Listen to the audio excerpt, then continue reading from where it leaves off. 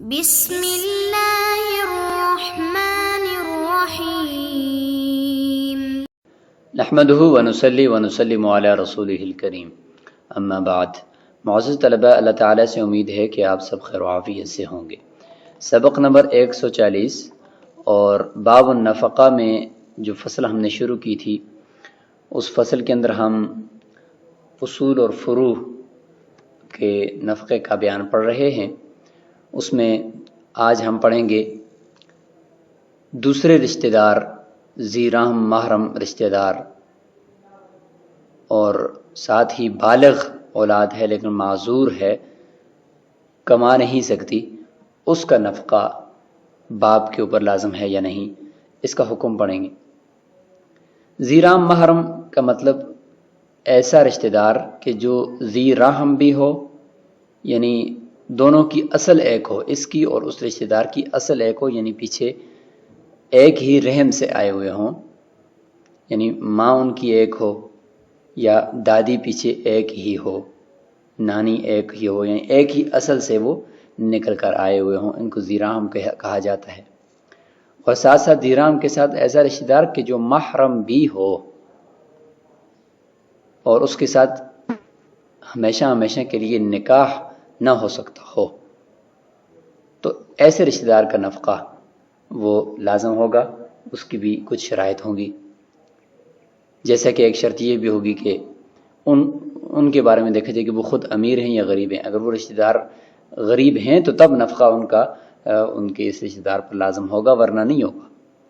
اسی طریقے سے جس رشتہ دار کے اوپر ہم کہہ رہے ہیں کہ اس پہ نفقہ لازم ہے، اس کے پاس بھی مال کا ہونا یا مالدار ہونا وہ ضروری ہے، شرط ہے۔ اور جو لازم بھی ہوگا تو وہ بھی بقدر میراث ہوگا، یعنی جتنی اس کو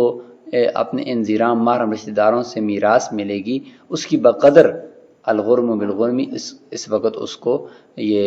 نفقہ بھی دینا ہوگا۔ تو یہ کچھ شرائط ہوں گی جس کی وجہ سے ان رشتہ داروں کو کا نفقہ کسی شخص کے اوپر لازم ہوتا ہے، ورنہ بیوی کا، والدین کا اور نابالغ اولاد کا نفقہ وہ ہر حال میں شخص پر لازم ہوتا ہے، چاہے اس میں وہ خود امیر ہو یا غریب ہو۔ اور اس میں یہ بھی نہیں دیکھا جاتا کہ یہ میراث کے بقدر ہے یا نہیں ہے، تو یہ ساری چیزیں جو ہیں وہ یہ بھی نہیں دیکھا جاتا کہ والدین کے پاس مال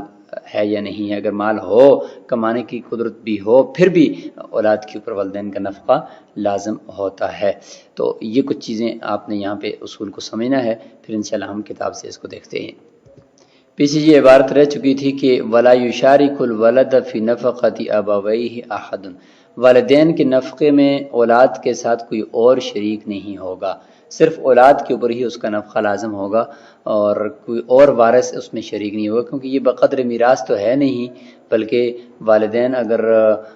مالدار بھی ہوں پھر بھی اولاد کے اوپر ان کا نفقہ لازم ہے، لہذا اولاد کے علاوہ کوئی اور اس میں شریک نہیں ہوگا۔ کیونکہ لِأَنَّ لَهُمَا تَأْوِيلًا فِي مَالِ الْوَلَدِ بِالنَّص، کیونکہ وَعَلَى الْوَارِثِ مِثْلُ ذَلِكَ جو سورہ بقرہ کے اندر اللہ تعالیٰ نے فرمایا ہے، تو اس نص سے والدین کے لیے ان کے بچے کے مال کے اندر ایک تعویل بھی ہے، مثبت تعویل۔ ہم یہ تعویل بھی کر سکتے ہیں کہ یہ بچے کا جو مال ہے یہ گوئے کہ والدین کا ہے، اور آگے ایک روایت بھی آئے گی کہ انت ومالک لابیک، آپ اور آپ کا مال آپ کے باپ کے ہیں کا ہے۔ تو لہٰذا اس سے پتہ چلا کہ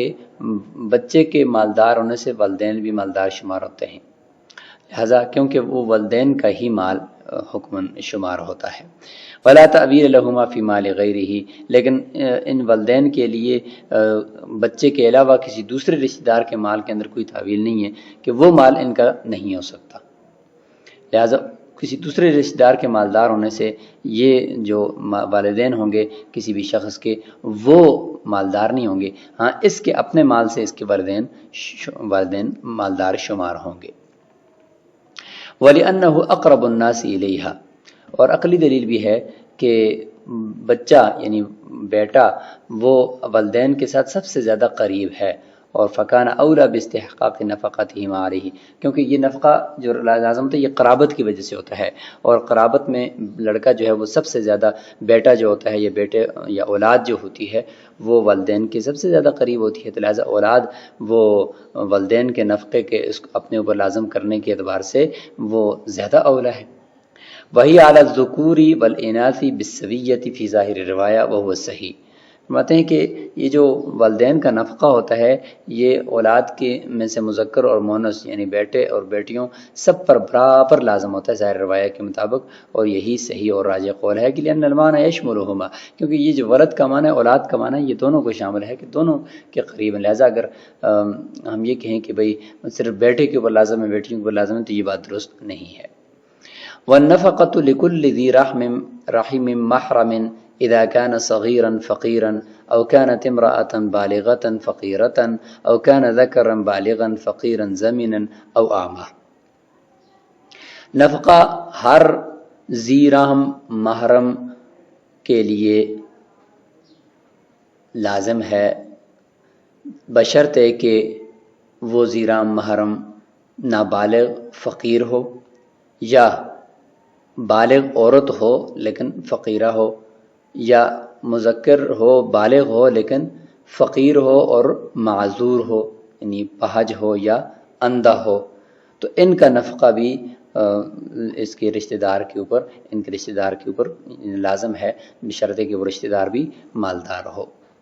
تو یہاں سے ذی رحم محرم رشتہ دار کا جو نفقہ ہے اس کی شرائط کا ذکر ہو گیا کہ ذی رحم محرم رشتہ دار اور دوسرے جو اقربا ہیں ان کا نفقے کے لیے سب سے پہلی شرط یہ ہے کہ وہ ذی رحم محرم ہونے چاہیے، یعنی ہمیشہ کے لیے ان کے ساتھ نکاح حرام ہو، جیسے کہ بھائی ہے، بہن ہے، خالہ ہے، پھوپھی ہے اور اس طریقے سے چچا ہے، یہ سارے رشتہ دار جو ہے ان کو ہم ذی رحم محرم کہیں گے۔ البتہ چچا زاد ہے وہ ذی رحم تو ہے، ایک ہی رحم سے ہے لیکن وہ غیر محرم نہیں ہے۔ اسی طریقے سے رضائی بھائی ہے، رضائی بہن ہے، وہ محرم تو ہے لیکن ذی رحم نہیں ہے کیونکہ اس کی رحم الگ ہے، وہ ایک اور اصل سے آیا ہوا ہے، تو وہ محرم تو ہے لیکن ذی رحم نہیں ہے۔ اسی طریقے سے ذی رحم بھی ہو اور محرم بھی ہو لیکن اس کے باوجود وہ نفقے کا مستحق نہیں ہو سکتا، وہ جیسے کہ چچا زاد بھائی ہو، وہ ذی رحم بھی ہے لیکن ساتھ ساتھ چچا زاد بھائی نے دودھ بھی پیا ہو، دونوں نے آپس میں رضائی بہن بھائی بھی ہوں، تو چچا زاد بھائی بھی ہے اور ساتھ رضائی بھائی بھی ہے، لیکن اس کے باوجود کیونکہ یہ قرابت بعیدہ ہے، قرابت قریبہ نہیں ہے، تو اس لیے وہ بھی نفقے کا مستحق نہیں ہے، کیونکہ اس میں قرابت قریبہ زیادہ راجح ہوتی ہے نفقے کے اعتبار سے۔ تو فرماتے ہیں کہ ذی رحم محرم ہونا چاہیے، سب سے پہلی شرط۔ دوسری شرط یہ ہے کہ وہ صغیر ہو، نابالغ ہو، اور اسی کے ساتھ اگر ہم دیکھیں کہ اگر وہ بالغ ہے تو پھر وہ پاہج یعنی کوئی معذور ہو، تو ان سب شرائط کے ساتھ ان کا نفقہ ان کے رشتہ دار کے اوپر لازم ہے کہ جس کے پاس بھی خود مال ہو۔ لأن الصلة في القرابة القريبة واجبة دون البعيد، قرابت قریبہ میں جو عطیہ ہے اور عطیہ ہے وہ واجب ہے نہ کہ بعیدہ کے اندر، لہذا اگر کوئی آپ نے عطیہ کرنا ہے، تحفہ دینا ہے، تو وہ قرابت قریبہ کے اندر تو آپ کے اوپر لازم ہے، لیکن اگر قرابت بہت دور کی ہے تو اس کے اندر آپ کے اوپر لازم نہیں ہے۔ لہذا اب قرابت قریبہ اور بعیدہ اس کے درمیان فرق کیسے کریں، پتہ کیسے چلے گا کہ یہ قرابت قریبہ ہے اور یہ قرابت بعیدہ ہے؟ تو فرماتے ہیں کہ والفاصل ان یکون ذا رحم محرم، جو رشتہ دار ذی رحم بھی ہے اور ساتھ ساتھ محرم بھی ہے، تو اس کی تشریح ہم نے کر لی ہے، تو وہ قریبہ کہلائے گا، اور جو ذی رحم ہے محرم نہیں ہے، یا محرم ہے ذی رحم نہیں ہے تو وہ پھر قرابت بعیدہ کہلائے گا۔ تو لہذا قرابت قریبہ کا نفقہ جو ہے وہ اگر وہ محتاج ہوں تو یہ لازم ہوتا ہے۔ اللہ تعالیٰ نے فرمایا وَعَلَى الْوَارِثِ مِثْلُ ذَلِكَ، جو وارث ہو اس کے اوپر اس کی وراثت کی بقدر نفقہ لازم ہے۔ تو فرماتے ہیں کہ اس قرات کے اندر حضرت عبداللہ بن مسعود رضی اللہ عنہ کی ایک قرات یہ بھی ہے وَعَلَى الْوَارِثِ ذِي الرَّحْمِ الْمَحْرَمِ مِثْلُ ذَلِكَ، کہ ایسا وارث جو ذی رحم محرم ہو اس کے اوپر اس کی وراثت کی بقدر نفقہ لازم ہے۔ ثم لا بد من الحاجتی، پھر فرماتے ہیں کہ ذی رحم محرم ہونا، یہ اس شرط کو تو ثابت کر دیا۔ دوسرا یہ کہ فقیرن کی جو قید ہے اس کو ثابت کرتے ہیں کہ ضروری ہے کہ وہ حاجت بھی ان کو ہو، والصغر اور وہ نابالغ ہوں، والانوثت یا وہ مؤنث ہوں وہ ذی رحم محرم رشتہ دار، والضمانۃ والعمی، اور اسی طریقے سے فرماتے ہیں کہ پاہج ہونا یعنی اس کا معذور ہونا یا اندھا ہونا، یہ بھی ساری گوئے کہ شرائط ہیں کہ اگر ان کا نفقہ لازم ہوگا تو ان کا کوئی وجہ ہونی چاہیے کہ کیوں لازم ہے، تو اس کی وجہ یہ ہونی چاہیے۔ ثم لا بد من الحاجتی، اچھا پھر چونکہ یہاں پہ یہ ثابت کرنا ہے کہ والدین کا اور نابالغ اولاد کا نفقہ تو بغیر ان کی حاجت مند ہونے کے بھی اولاد کے اوپر اور نابالغ اولاد کا اس کے والدین کے اوپر والد کے اوپر لازم ہی ہوتا ہے،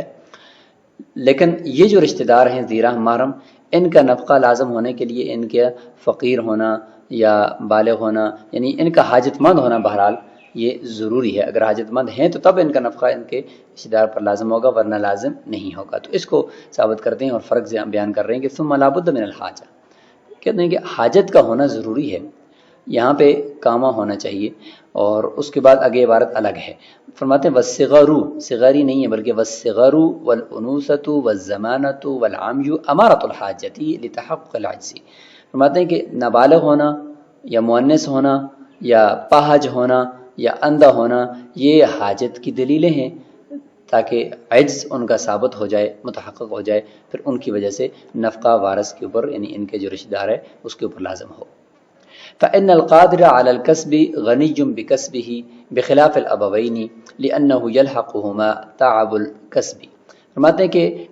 کسب کے اوپر جو رشتہ دار قادر ہے، کمانے کے اوپر قادر ہے، وہ اپنی کمائی کی وجہ سے مالدار شمار ہوتا ہے، سوائے والدین کے کہ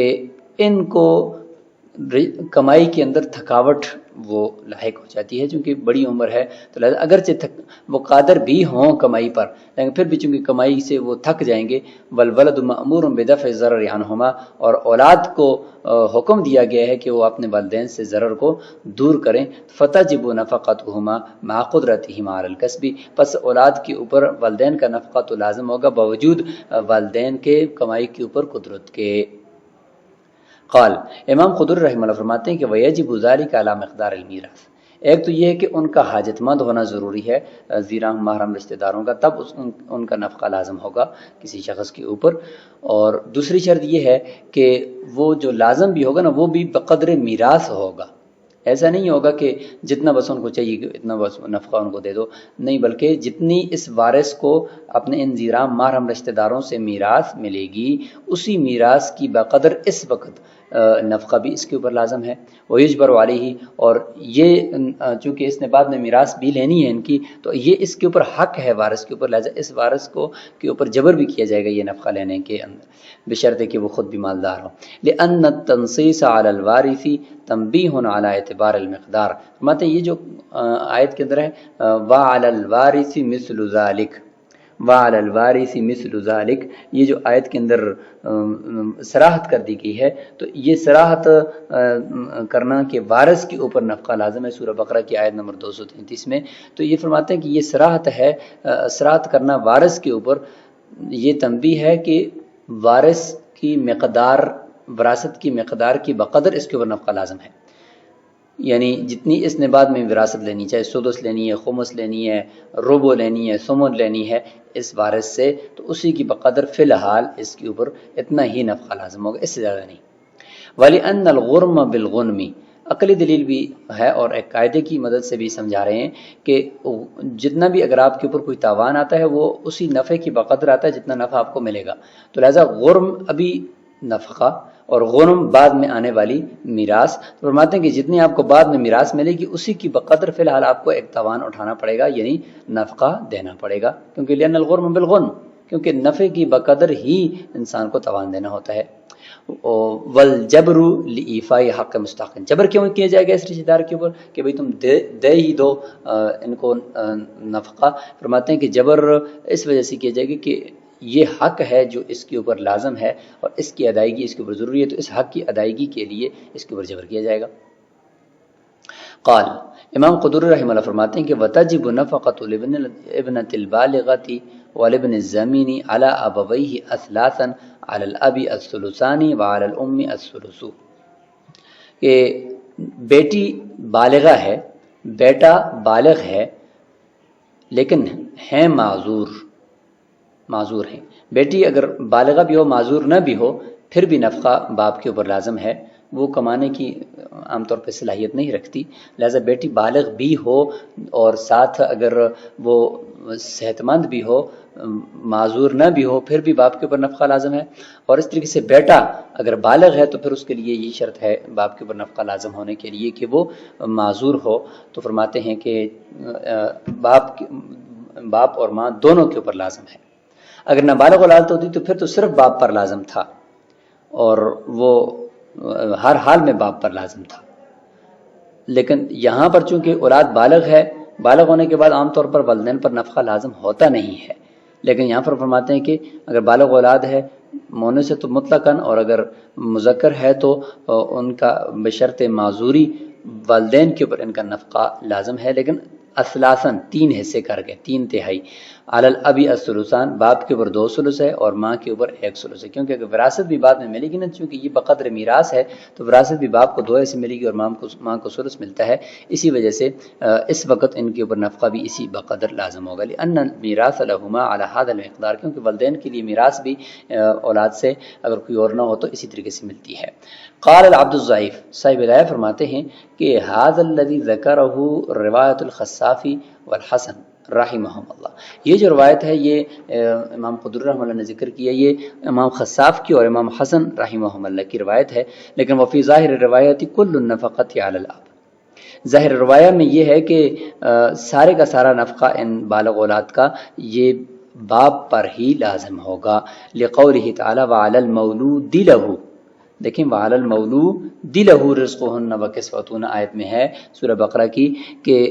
وہ شخص جس کے لیے اولاد پیدا کی، تو اولاد منسوب مذکر کی طرف کی جا رہی ہے، یعنی باپ کی طرف کی جا رہی ہے، تو لہذا باپ کی طرف کی جا رہی ہے، تو اس سے سمجھ میں آیا کہ نفقہ بھی باپ ہی کے اوپر لازم ہوگا، چاہے وہ اولاد بالغ ہونے کے بعد کسی معذوری کی وجہ سے وہ کما نہ سکتی ہو. وسارہ کالولد الصغیر، تو لہٰذا یہ بڑی اولاد جو خاص طور پر یہ جو معذور ہے تو یہ نابالغ اولاد کی طرح ہوگے، اور جس طریقے سے نابالغ اولاد کا نفقہ باپ پر لازم ہوتا ہے تو اس طریقے سے بالغ کا بھی باپ پر لازم ہوگا. ووجہ الفرق علی روایت الاولی، پہلے جو غیر ظاہر روایہ جس میں ماں باپ دونوں کے اوپر نفقہ لازم کیا گیا ہے، فرماتے اس میں فرق کیا کہ نابالغ اولاد کا نفقہ صرف باپ پر ہے اور بالغ اولاد کا نفقہ مجبوری کی حالت میں دونوں پر ہے. یہ کیوں؟ فرماتے ہیں کہ اس روایت کے اوپر جو فرق ہے اس کی صورت ہم یہ ذکر کریں گے کہ انہ اجتماعت للاب فی الصغیر ولایۃ و معونۃ، کہ نابالغ اولاد کے اندر تو باپ کے لیے 2 چیزیں جمع ہو جاتی ہیں، ایک تو ولایت اور ایک معونت. معونت کا مطلب ہے کہ ان کا جو باقیہ اخراجات ہیں، باقیہ جو شرعی حقوق ہیں وہ بھی باپ کو ہی برداشت کرنے پڑتے ہیں، ان کا خرچ بھی باپ کو اٹھانا پڑتا ہے، ساتھ ساتھ باپ کی ولایت بھی ہوتی ہے نابالغ اولاد پر. حتی وجبت علیہ صدقۃ فطرہ، معونت کس طرح ہوتی ہے کہ دیکھیں باپ کے اوپر ہی ان کا صدقہ فطر لازم ہوتا ہے. تو فرماتے ہیں فاختص بنفقتہ، تو لہذا باپ کو خاص کر دیا جائے گا، باپ خاص ہو جائے گا اپنے نابالغ اولاد کے نفقے کے ساتھ. لیکن ولا کذالک الکبیر، بڑی اولاد تو ایسے نہیں ہوتی، نہ ہی باپ کی ان کے اوپر ولایت ہوتی ہے اور وہ اپنے اختیار میں ہوتے ہیں، اور نہ ہی ان کا کوئی صدقہ فطر یا معونت باپ کے اوپر ہوتی ہے. لانعدام الولایت فیہ، اس میں ولایت بھی نہیں ہوتی. فرماتے ہیں فتشارکہ الام، لہذا ماں کو پھر اس بالغ اولاد کے نفقے میں باپ کے ساتھ شریک ہونا چاہیے. یہ غیر ظاہر روایہ، لیکن ظاہر روایہ جو مفتبی قول ہے اس کا ذکر ہم نے کر دیا کہ اس میں نفقہ جو ہے وہ صرف باپ پر ہی لازم ہے، کیونکہ باپ ہی کی اولاد ہے اور قرآن میں بھی اسی کی طرف منسوب کی گئی ہے. وفی غیر الوالد یعتبر قدر المیراث حتى تكون نفقة الصغير على الأم والجد أثلاثا ونفقة الأخ المعسر على الأخوات المتفرقات الموسرات أخماسا على قدر الميراث، غير أن المعتبر أهلية الإرث في الجملة لا إحرازه، فإن المعسر إذا كان له خال وابن عم تكون نفقته على خاله وميراثه يحرزه ابن عمه.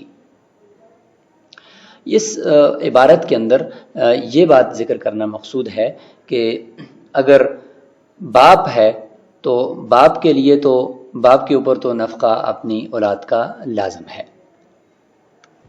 چاہے اولاد نابالغ ہو یا بالغ معذور اولاد ہو، باپ کے اوپر تو ان کا نفقہ لازم ہے اور اس میں کوئی بھی میراث وغیرہ کا اعتبار نہیں ہے،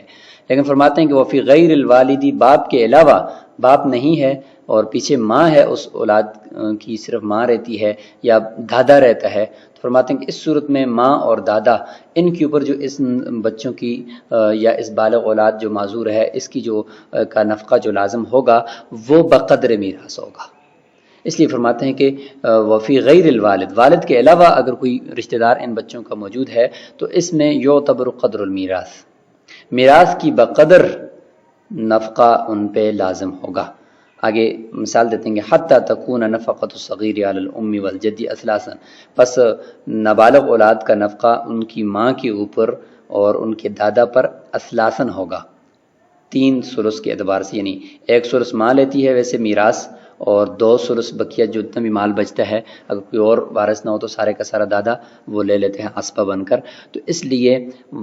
اس صورت کے اندر نفقہ بھی 2 ثلث باپ پر دادا پر آئے گا اور 1 ثلث ماں پر آئے گا۔ اور اسی طریقے سے ونفقۃ الاخ الموسر، دوسری مثال یہ ہے کہ تنگ دست بھائی ہے لیکن اس کے پیچھے 3 بہنیں ہیں جو خوشحال ہیں اور مالدار ہیں، ایک حقیقی بہن ہے اور ایک باپ شریک بہن ہے، باپ ایک ہے اور ماں الگ الگ ہیں جس کو علاتی کہا جاتا ہے، اور ایک ماں شریک بہن ہے یعنی ماں ایک ہے اور باپ الگ الگ ہیں، اس کو اخیافی کہا جاتا ہے۔ تو یہ 3 قسم کی بہنیں ہیں، تو ان کے اوپر باپ بھائی جو تنگ دست ہے اس کا نفقہ لازم ہوگا، چونکہ زیرہ محرم رشتہ دار ہے نا تو نفقہ لازم ہوگا، لیکن یہ بھی بقدر میراث ہوگا۔ فرماتے ہیں کہ نفقۃ الاخ الموسری علی الاخوات المتفرقات، متفرق 3 بہنیں ہیں، الموسرات مالدار ہیں، ان کے اوپر لازم ہوگا اخماسن 5 یعنی خمس کے اعتبار سے 5 خمس اعلیٰ قدر المیراث، میراث کی بقدر، کیونکہ اگر کوئی شخص فوت ہو جائے اس کے پیچھے 3 بہنیں ہوں، ایک حقیقی بہن، ایک علاتی بہن اور ایک اخیافی بہن، تو حقیقی بہن کو نصف مال ملتا ہے، اگر کوئی اور وارث نہ ہو تو نصف مال لے لیتی ہے، لہذا مسئلہ اگر 6 سے بنائیں تو نصف وہ لے لے گی، اور پیچھے اگر علاتی بہن ہو تو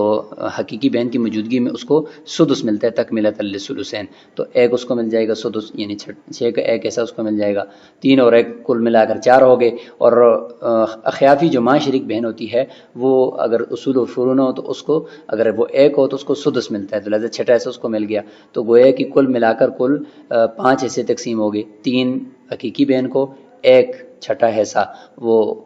باپ شریک بہن کو، اور 1 چھٹا حصہ ماں شریک بہن کو، تو کل 5 ہو گئے، 1 حصہ پھر بچ گیا کیونکہ مسئلہ 6 سے شروع کیا تھا، تو اس وجہ سے پھر رد ہو جاتا ہے اور مسئلہ ان کے عدد سہام سے ہی بنتا ہے، چونکہ جو ورثہ ہیں وہ متحد الجنس ہیں اور احد الزوجین نہیں ہیں، تو اس وجہ سے پھر مسئلہ دوبارہ 5 سے ہی بنا کر ان 5 حصوں میں تقسیم کر دیتے ہیں، لہٰذا کل مال کے گوئے کے 5 حصے کیے، 5 حصوں میں سے 3 حصے حقیقی بہن کے ہوتے ہیں اور 1 حصہ وہ باپ شریک بہن کا ہوتا ہے، اور 1 حصہ وہ 1 خمس وہ ماں شریک بہن کا ہوتا ہے، تو یہ 5 حصوں میں چونکہ میراث ان کو ملتی ہے، تو اب اس دنیا کے اندر جب بھائی زندہ ہے تو اس وقت ان کے اوپر نفقہ بھی بھائی کا اسی کی بقدر لازم ہوگا۔ غیر ان المعتبر اہلیت الارث،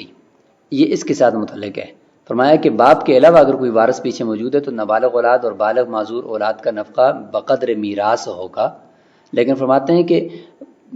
جس کے اوپر ہم نفقہ لازم کر رہے ہیں ان بچوں کا، تو اس میں ان المعتبر اہلیت الارث، صرف وراثت کی اہلیت ہونا کافی ہے، یہ ہم نہیں دیکھیں گے کہ بالفعل وہ وراثت بھی لے سکے، کیونکہ ابھی تو بچہ زندہ ہیں، ابھی تو ان کی وراثت تھوڑی تقسیم ہو رہی ہے، لہٰذا صرف بالفعل ہو سکتا ہے کہ وہ بعد میں کسی دوسرے وارث کی وجہ سے محجوب ہو جائیں یا بالکل محروم ہو جائیں، حصہ ہی نہ ملے، لیکن فی الحال یہ دیکھو کہ جس کو وراثت ان بچوں کی مل سکتی ہے بالقوہ تو بس اس کے اوپر نفقہ لازم کر دو، حقیقتاً میراث مل جانا بالقوت، یہ یعنی بالفعل میراث کا مل جانا یہ ضروری نہیں ہے، اس وجہ سے اس کے اوپر ایک بہترین قسم کی مثال بھی لے کر آتے ہیں، فرماتے ہیں کہ صرف وراثت کی اہلیت کافی ہے، وراثت کا مکمل طور پر حقدار ہونا یہ کافی ہے، یہ نہیں کہ وراثت کا وصول کرنے کا یقین ہونا یہ کافی ہو، ایسا نہیں، فرماتے فی الجملتی کسی بھی صورت میں وراثت کا وہ اہل ہو، غیر اہل نہ ہو، یعنی جو وارث ہے وہ کافر نہ ہو مثلا، یا اختلاف دارین بیچ میں نہ ہو، تو یعنی کم از کم وہ فی الحال اس وقت وہ وراثت کا اہل ضرور ہو۔ لا احرازہ، وراثت کا محفوظ کرنا اور وراثت کا حاصل کر لینا یہ ضروری نہیں ہے کہ ہر وہ وارث جو ان بچوں کی وراثت کو باقاعدہ حاصل کرے گا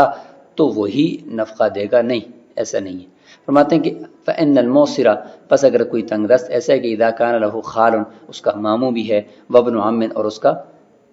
چچا زاد بھائی بھی ہے۔ اب دیکھیں ماموں کو بالفعل یعنی ویسے تو اگر کوئی اور ورثاء ہوں تو اس کو میراث نہیں ملتی، لیکن ماموں وراثت کا آل ہے، کوئی اور وارث نہ ہو تو پھر آگے جا کر ذوی الارحام میں جا کر پھر ماموں کو میراث ملتی ہے، لیکن اگر کوئی اور وارث ہوگا تو پھر یہ محروم ہو جاتا ہے، اس کو کچھ نہیں ملتا۔ فرماتے ہیں کہ وابن عم، اور چچا زاد بھی اگر ہے تو اب دیکھیں یہ چچا زاد کی وجہ سے یہ ماموں محروم ہو جاتا ہے، لیکن ماموں فی نفس ہی چونکہ وراثت کا اہل ہے تو لہذا اب ہم یہاں پر تکون نفقۃ علی خالہ، اس معذور کا یا اس تنگ دست کا نفقہ اس کے ماموں پر تو لازم کریں گے لیکن چچا زاد پر نہیں کریں گے۔ حالانکہ ومیراثہ یحرزہ ابن عمہ، کیسی دلچسپ بات ہے کہ اس کی جو میراث ہے وہ اس کا چچا زاد بھائی لے گا کیونکہ وہ عصبہ ہے، ماموں نہیں لے گا، ماموں بعد میں محروم ہو جائے گا، لیکن ماموں فی نفس ہی اہل تو ہے نا میراث کا، اگر یہ چچا زاد نہ ہوتا تو وراثت آگے جا کر ماموں کو ملتی، لیکن چونکہ چچا زاد آ گیا تو لہذا وراثت تو چچا زاد لے گا، لیکن دنیا میں زندہ ہونے کی حالت کے اندر اس بھانجے کی کا نفقہ وہ ماموں پر لازم ہوگا۔ اور ماموں پر کیوں لازم ہوگا؟ اس کی وجہ یہ ہے کہ ماموں زیرام محرم ہے، ہم نے کہا کہ بھئی زیرام محرم رشتہ دار کا نفقہ زیرام محرم رشتہ دار پر لازم ہوتا ہے، تو لہذا زیرام محرم ہونے کی وجہ سے ماموں پر نفقہ تو ہے، لیکن بعد میں چچا زاد آنے کی وجہ سے ماموں میراث سے محروم ہو جائے گا۔ تو اس سے یہ بات سمجھانا چاہتے ہیں کہ میراث کی بقدر ہی نفقہ لازم ہوتا ہے، جو وارث میراث پائے گا وہی اس کا نفقہ بھی دے گا، لیکن میراث کا بالقوہ بس اہل ہونا کافی ہے کہ وہ کافر نہ ہو